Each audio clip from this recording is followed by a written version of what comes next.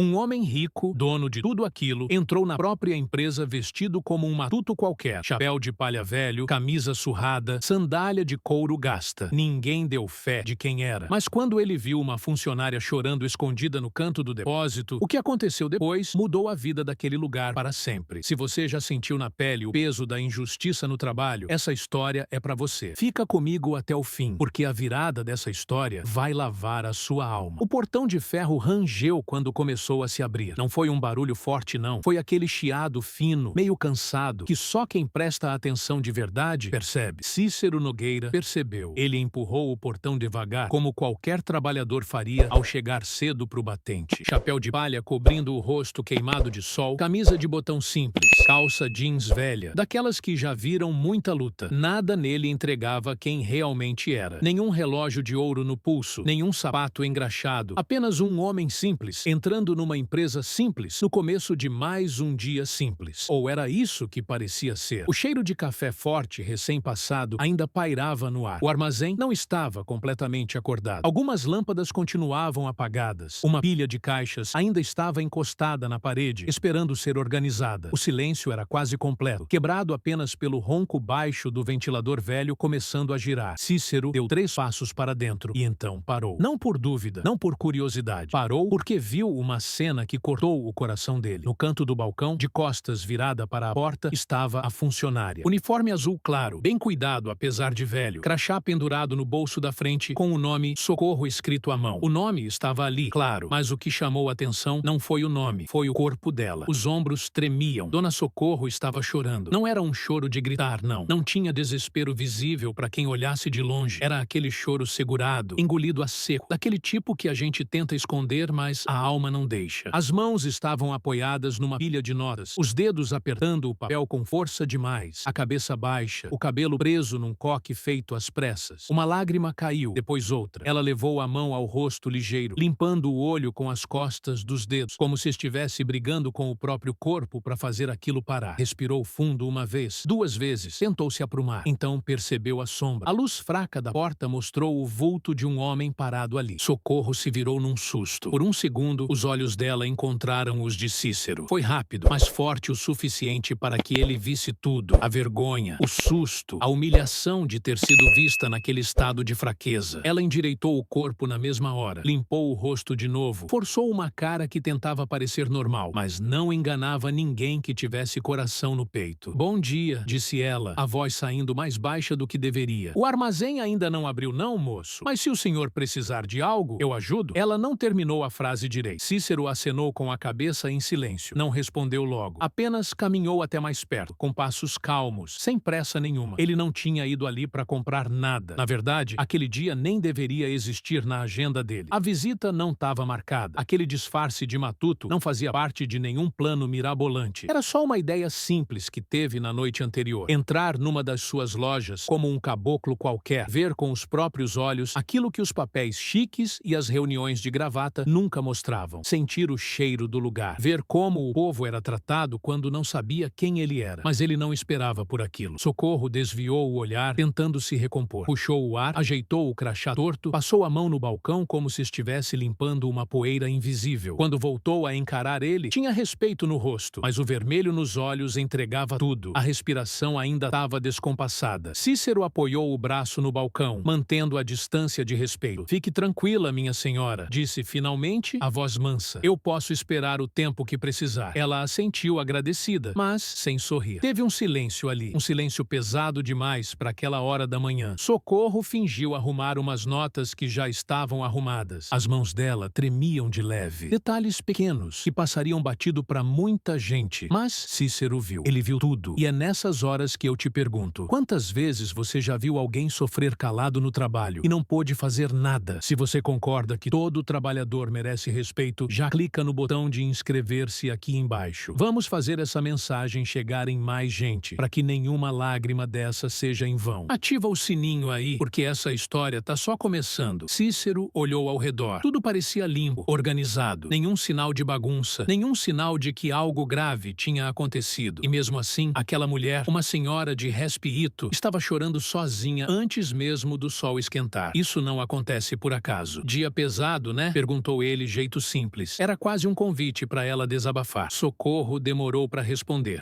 Meio puxado sim, moço. Ela mordeu o lábio, como se tivesse falado demais. Tornou a limpar o rosto com a ponta do avental. Cícero não apertou. Ele sabia que certas dores a gente não arranca de uma vez. Tem que ter paciência. Eu volto mais tarde então, quando a senhora tiver mais sossegada, disse ele, fazendo menção de sair. Ela olhou assustada. Não, pode ficar. Tá tudo bem, viu?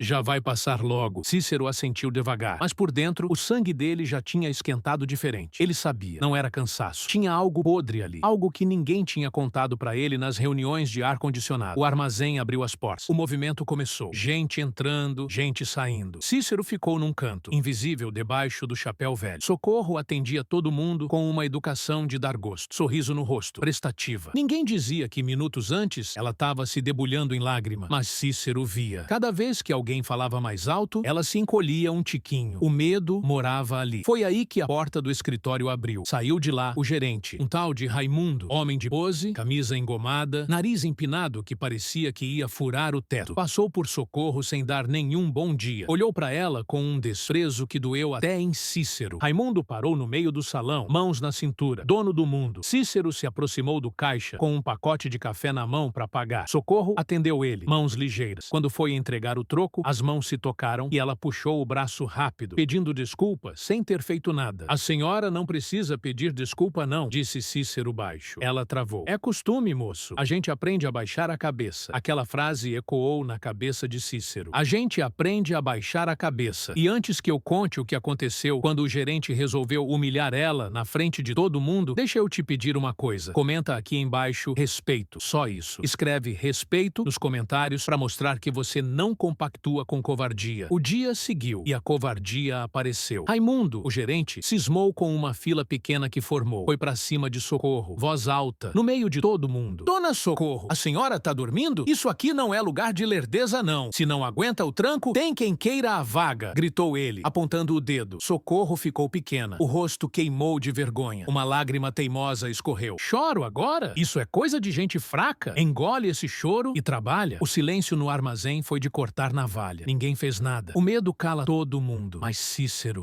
Cícero sentiu o coração bater na garganta. Ele saiu de lá sem comprar o café. Entrou na caminhonete velha dele e ficou parado, segurando o volante com força. A raiva e a vergonha se misturavam. Vergonha de ter deixado aquilo acontecer na casa dele. No outro dia, a cena mudou. Cícero voltou, mas não de chapéu de palha. Voltou de terno, sapato lustrado, entrando pela porta da frente como o dono que era. O segurança bateu continência. Ele subiu direto para a sala de reunião onde os gerentes estavam. Raimundo estava lá, todo pimpão, rindo, contando vantagem. Cícero entrou e o silêncio reinou. Ele não sentou na ponta da mesa. Ficou em pé. Ontem eu estive numa das nossas lojas. Começou ele, voz grave. Fui ver como a banda toca e vi uma melodia desafinada. Olhou direto para Raimundo. Vi um gerente valente. Valente para humilhar mulher trabalhadora. Valente para gritar com quem não pode responder. Raimundo ficou branco que nem papel. Tentou gaguejar uma desculpa, dizer que era cobrança de meta. Meta nenhuma vale a dignidade de um cristão, trovejou Cícero. A partir de hoje, quem acha que liderar é pisar, não serve para caminhar comigo. O senhor tá demitido. E saia agora, antes que eu perca a minha educação. Raimundo saiu de cabeça baixa, sem a pose de galo de briga. Cícero não parou por aí. Desceu no armazém. Dessa vez, todo mundo sabia quem ele era. Foi direto no caixa. Dona Socorro, quando viu aquele homem de terno, tremeu. Achou que ia ser mandada embora também. Cícero tirou o chapéu imaginário. Dona Socorro, disse ele, eu sou o homem do chapéu de palha de ontem e eu vim aqui pedir perdão. O armazém parou. O dono pedindo perdão para a funcionária? Perdão por não ter visto antes. Perdão por ter deixado gente ruim mandar em gente boa. A senhora não é fraca. Fraco foi quem não soube dar valor ao seu suor. Socorro chorou de novo, mas dessa vez foi choro de alívio. Choro de quem finalmente foi enxergada. Aquele dia marcou a história da empresa. Não porque o lucro aumentou, mas porque o respeito voltou a sentar na mesa. Cícero aprendeu que o olho do dono não engorda o gado, só olhando o pasto. Tem que olhar a gente que cuida do gado. E você, já teve um chefe Raimundo ou já foi uma Dona Socorro? Essa história serve de lição. Nunca deixe ninguém dizer que sua dignidade tem preço. Se essa história tocou seu coração, compartilha ela no grupo da família. Manda pro seu colega de trabalho. Vamos espalhar essa mensagem. E não esquece, se inscreve no canal, clica no gostei e ativa o sininho, porque toda semana eu trago uma história nova para emocionar você. Fiquem com Deus Deus e até a próxima.